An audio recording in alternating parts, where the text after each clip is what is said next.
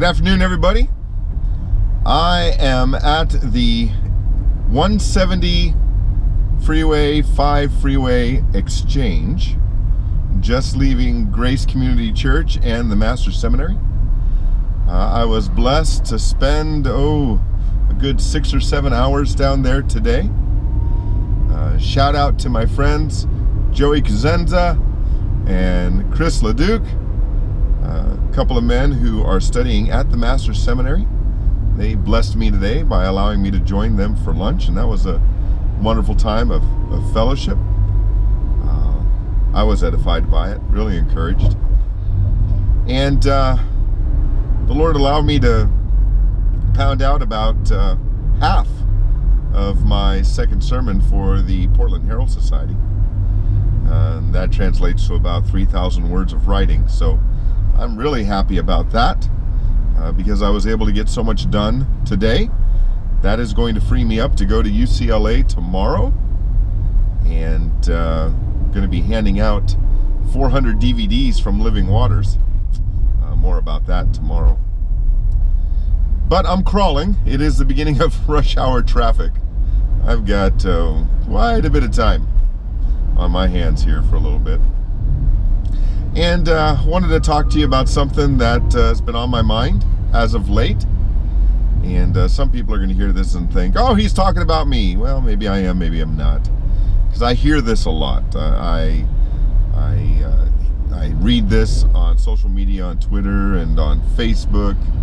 I run into it all the time on the streets and on college campuses. And it's a complaint, really, about biblical evangelism.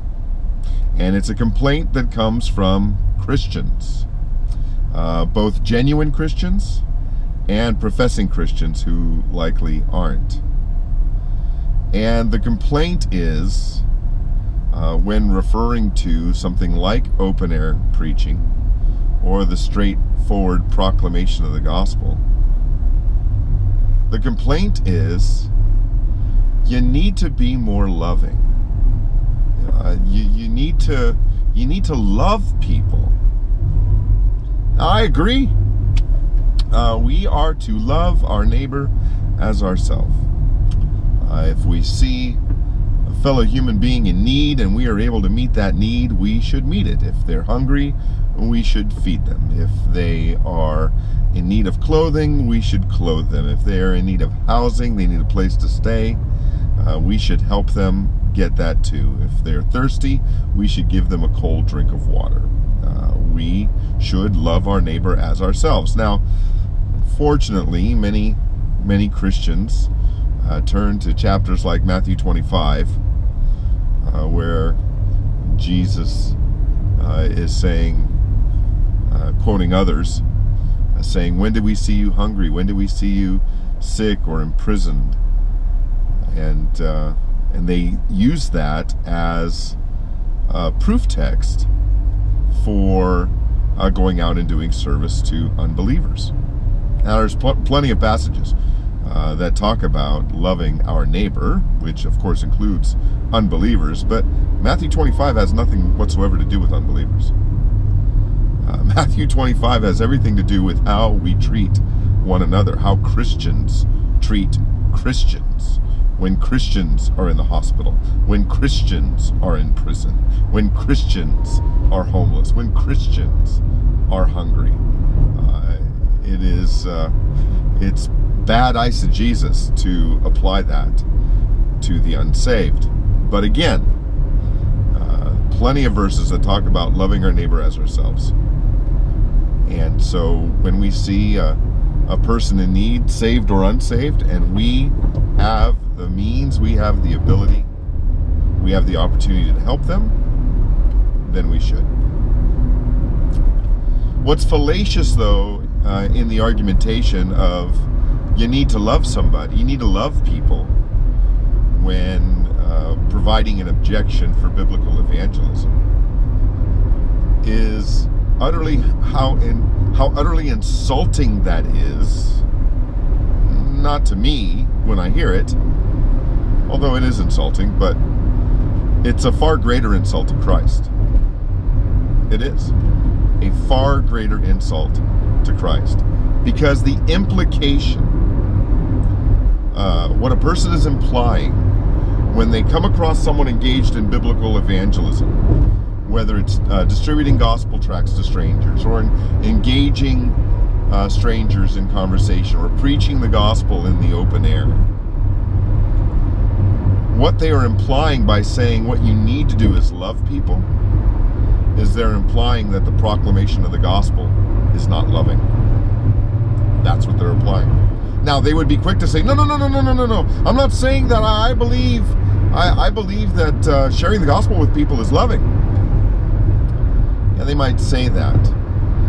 But what they mean by that is, yeah, you need to do more. You need to be more loving than that. It's not loving enough to just share the gospel with people. Well, my answer to that is pretty simple, pretty straightforward. There is no greater way I can show my love to God than by lifting up the name of the only begotten Son of God, the King of Kings, the Lord of Lords, my Lord and Savior, my Master, Jesus Christ, lifting up his name and making him known to a lost and dying world. There is no greater act of worship in which I can be engaged. And there is not a more loving thing that I can do for another human being than to warn them that the wrath of God abides upon them, and then to present to them their only way of escape, the gospel of Jesus Christ. If I give somebody a sandwich and I don't share the gospel with them, I haven't loved them enough. If I put clothing on someone's back and I do not share the gospel with them, I haven't loved them enough. If someone is homeless and destitute and I provide them a place to live, or I go down to Mexico or some other country and I build them a house and I do not proclaim the gospel to them, I haven't loved them enough. What I've done is, when I do all of those wonderful acts of kindness, those acts of service which Christians should be engaged in, what I've done when I do those things without the gospel is I've simply made those people more comfortable on the way to hell. That's all I've done. And I would hazard a guess that those who engage in those activities without proclaiming the gospel of Jesus Christ as part of that activity, in one way or another, in some respect or another, is doing it for themselves. And they're actually loving themselves more than they're loving the person they're serving. Why? Well, because being kind to people, giving them the things that they want, without presenting the gospel to them, there's no cost in that. Oh, there might be a monetary cost. There might be a cost of time. There might be a cost of convenience. But the likelihood of suffering any real persecution as a result of that, not likely. Now, that's not to say it never happens. Certainly there have been medical missionaries who have given up their lives.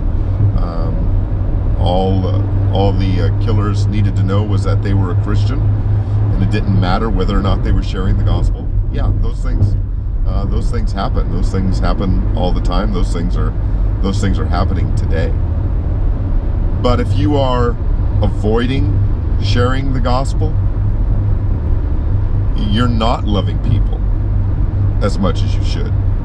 So the next time, if I am speaking to you, the next time you see a man preaching the gospel in the open air, the next time you see a man or woman, young or old, with a smile on their face, distributing gospel tracts to lost people on the streets or on college campuses, if you're in Starbucks and you get squeamish and uncomfortable when a Christian walks in and sits down at a table next to someone they don't know and begins to share the gospel with them, before you put your arm around them and try to encourage them by saying, you know, this is all fine and good, but you really need to love people more, consider this. What you're actually telling that Christian who's engaged in loving people is that you don't love people enough to share the gospel with them. Tough word, but it's a tough world we live in. And there are many people who claim to be Christians who really have no care whatsoever for where lost people will spend eternity. Who need to examine themselves, test themselves to see if they are even in the faith. So if you're a Christian engaged in biblical evangelism, I hope you've been encouraged by this.